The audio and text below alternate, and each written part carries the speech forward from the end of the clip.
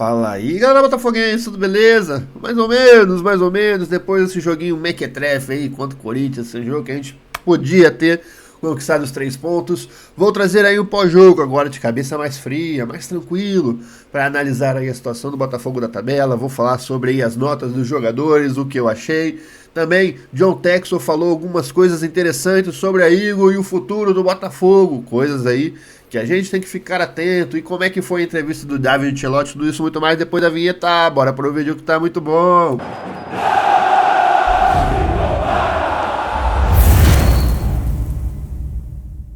E hoje, de cabeça mais fria, vamos falar um pouco aí sobre esse jogo, sobre qual é a situação da tabela no Botafogo. Tem muita gente aí que depois desse empate na live, colou na live e meio que já abriu mão de disputa de título. É muito cedo ainda, meus amigos. O Botafogo tem aí um jogo a menos que o líder Cruzeiro ainda. Vou deixar a tabela de classificação aí para você dar uma olhada. A situação ficou difícil, com certeza. A gente poderia estar numa situação muito melhor se a gente tivesse vencido aí jogos relativamente fáceis contra Corinthians e Vitória. Porém, o campeonato só termina quando acaba e a gente sabe muito bem disso.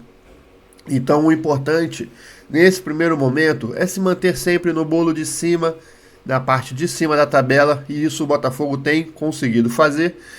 Inclusive o Botafogo precisa de qualquer jeito se classificar para a Libertadores do ano que vem, senão não disputará também Copa do Brasil. Então é um cenário desastroso. Precisamos nos manter pelo menos aí no G6 do campeonato, certo, pessoal? E então, o que a gente tem que fazer neste resto aí de fim de semana que você tem, inclusive um abençoado domingo com a sua família?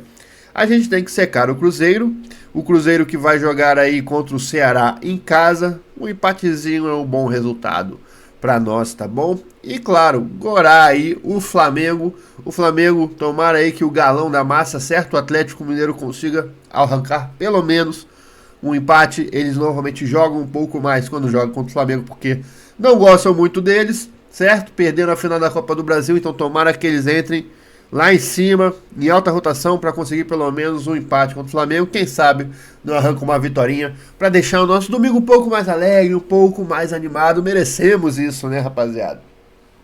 Outros jogos aí que já não são tão importantes pra gente: São Paulo e Fluminense. Fluminense, se vencer fora de casa, pode encostar um pouquinho na gente. Internacional e Vasco. Vasco entrou na zona de rebaixamento e se perder pro Inter, vai dormir nela até o próximo final de semana. Lembrando que este meio de semana começam os jogos aí da Copa do Brasil. O Botafogo pega o Red Bull Bragantino.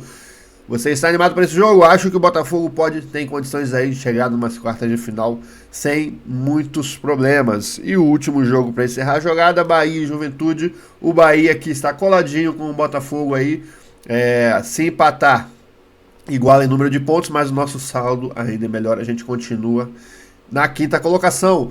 Vamos dar notas aí aos nossos jogadores agora? Vou me basear aqui nas notas do Fogão Net e aí eu vou dar a minha nota em cima. Começando aí pelo nosso arqueiro John, 5,5 o Fogão Net deu aqui para o John. E falou assim: foi pouco exigido e hesitou em alguns lances, não pareceu tão concentrado. Para mim o John foi abaixo da crítica, abaixo da média, vou dar 4,5 para o John, porque realmente ele não parecia tão concentrado, só defendeu as bolas fáceis, na hora da bola difícil nem pulou e quase entregou a paçoca algumas vezes, né? Tomou pressão acho que do Yuri Alberto e aí quase que complicou ainda mais a vida do Botafogo ontem. Mateu Ponte, o Fogão Net deu 6,5 para ele. Fez bom jogo, atacou muito e cruzou na jogada do gol. Mateu Ponte entrou razoavelmente bem. A gente sabe que ele ataca muito bem e peca defensivamente. Mas ontem ele fez uma partida ok. Caio Pantaleão, 7,5, firme o tempo todo, evitou a derrota no fim. Caio Pantaleão, uma nota 8. Ele, num contra-ataque de 4 contra 3 do Corinthians, impediu que o jogador do Corinthians ficasse sozinho com a bola na entrada da área. Com certeza, se não fosse o Caio Pantaleão, a gente teria fatalmente perdido esse jogo. Um monstro em campo, um zagueiraço. Alexander Barbosa, 6,5. O Fogão Net deu pra ele. Atuação regular com cartão amarelo, ganhou a maioria das disputas. Nossa, Alexander Barbosa, eu achei que ontem ele estava um pouco lento nas jogadas, estava com uma rotatividade um pouco abaixo, vou dar a nota 6 para ele. O que você achou do Alexander Barbosa ontem? Alex Telles Fogão Net deu 6,5, correto. Defensivamente fechou bem os espaços. O Alex Telles, eu senti um pouco falta dele no ataque ontem. Não sei se foi uma orientação do David Ancelotti. Ele precisava ter ido mais à linha de fundo para criar mais jogadas importantes para o Botafogo. Vou também com a nota 6,5. Newton, 6,5, boa partida, correu, marcou, teve dinâmica, deu um chute perigoso. Eu vou dar nota 5 para o Newton, para mim foi na média. Teve alguns chutes sim de fora da área, principalmente no primeiro tempo, mas no segundo tempo foi afobado em chutes de longa distância que tinham opções melhores para ser feito, tá? Ele teve um chute de longe que ele poderia ter aberto na direita, se eu não me engano, para o Savarino.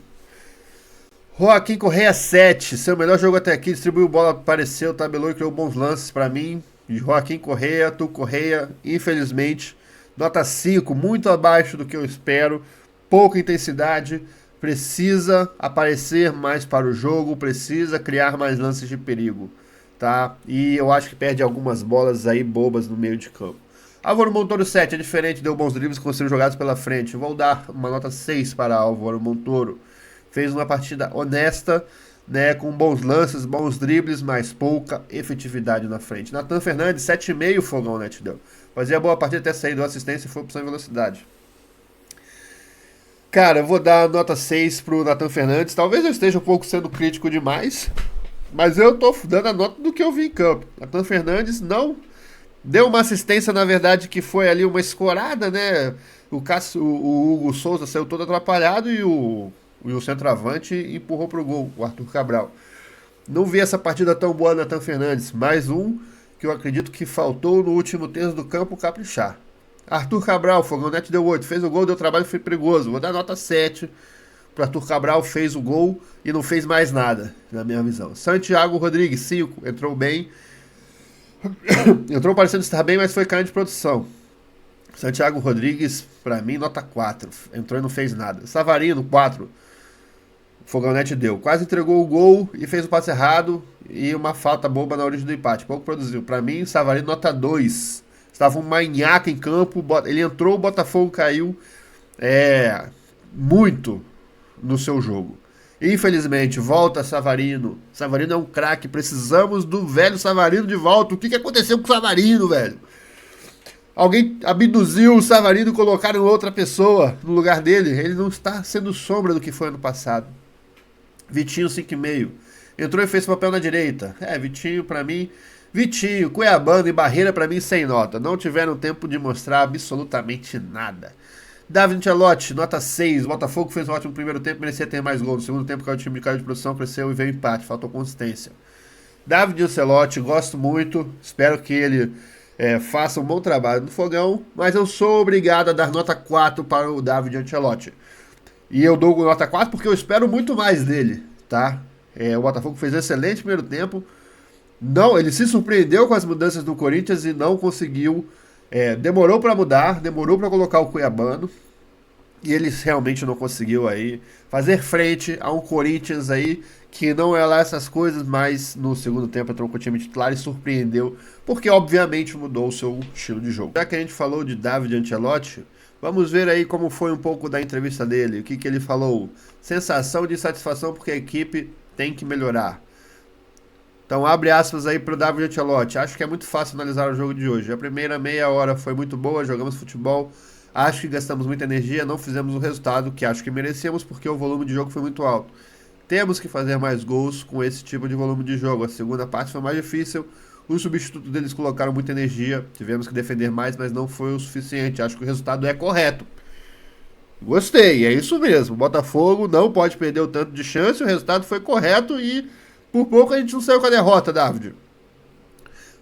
Abre aspas. Gostei da primeira parte. Temos que jogar assim porque jogamos com um bom ritmo de jogo. Criamos boas combinações nas costas e nos corredores laterais. Tentamos acreditar e recuperar a bola rápido, a maneira de jogar que tira muita energia. Temos que aproveitar isso. Não tenho preocupação, tenho a sensação de insatisfação por esse jogo, uma satisfação que eu tenho que abraçar, porque a equipe tem que melhorar, temos que trabalhar isso em muitos aspectos, temos que manter a equipe mais compacta na segunda parte, porque isso vai nos ajudar mais quando defendermos, pois defendemos muito bem, mas depois de contra-atacar, a equipe tem que se manter compacta.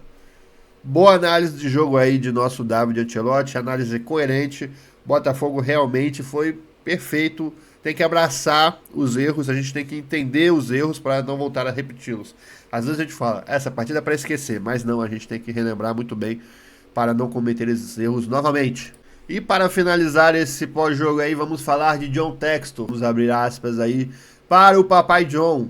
Vou falar claramente para todos aqui, o Botafogo está gerando uma quantia significativa de dinheiro e financiando várias operações de perda do Lyon.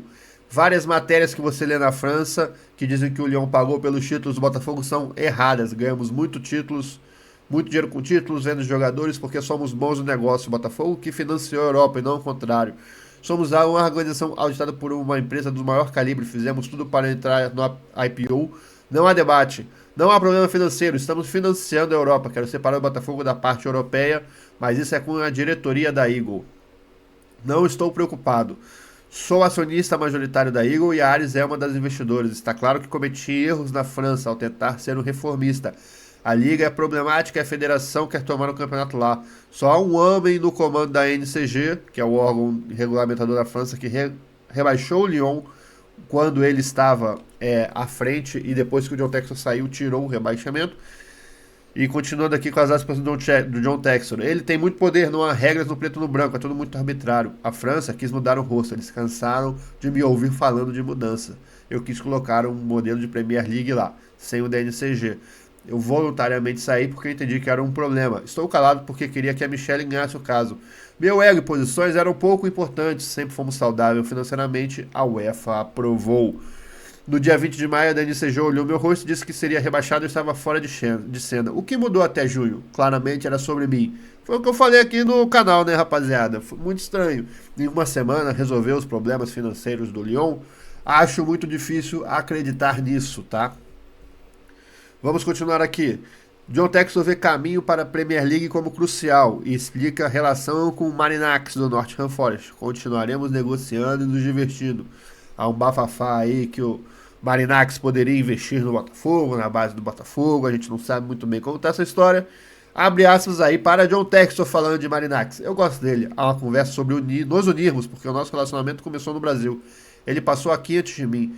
Gostamos de recrutar, negociar e conversar sobre jogadores. Ele é um dono diferente, muito passional. Temos muita coisa em comum nesse estilo. Continuaremos negociando, trocando e nos divertindo.